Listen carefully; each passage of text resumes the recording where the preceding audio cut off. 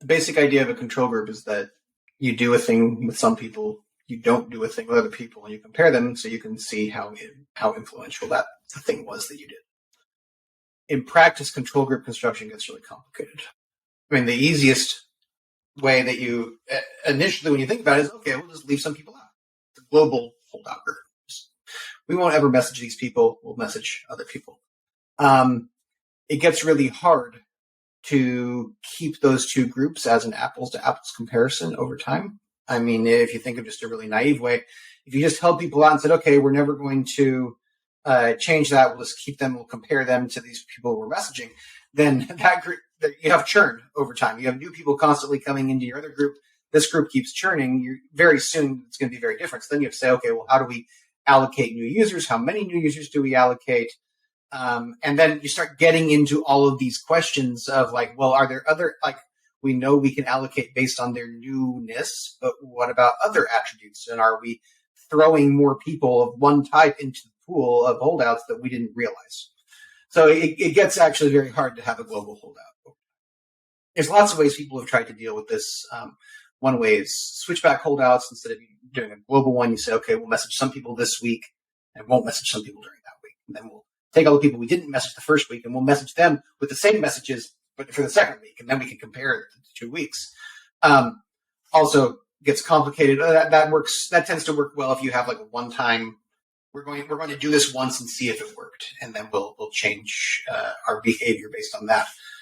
Because AMP does continuous adaptation, that's a little bit more difficult because you would have one of those cutoffs like every multiple times a day.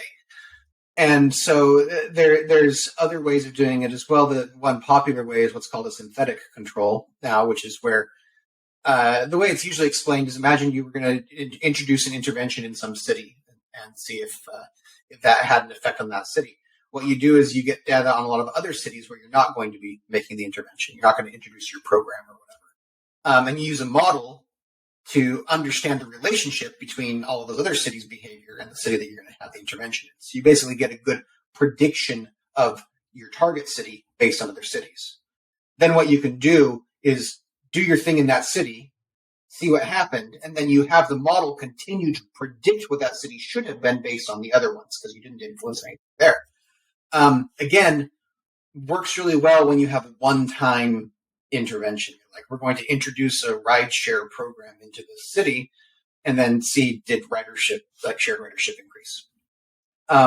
Gets difficult when you have the situation we have with messaging where you don't want to say, okay, people liked shampoo, therefore they will always like shampoo. That's the frustration you get on like shopping on Amazon, where it's like I bought socks and now Amazon thinks I want to buy socks for the rest of forever. You need to be able to adapt, which means you need to be able to run continuous tests. So what we do is we take bits of a switchback holdout and bits of a synthetic control, and we combine it with this statistical method that was developed by Garrett King at Harvard called coarse and exact matching. I won't go into all the details of how it works. What it basically does is takes key attributes and matches up users as in individual controls. So instead of saying, here's our city and we're going to find a control for that city, we say, here's an individual person. Who is someone who didn't get the same message like at the same time as they did, but was very similar to them? So we look back, we say, okay, we don't want to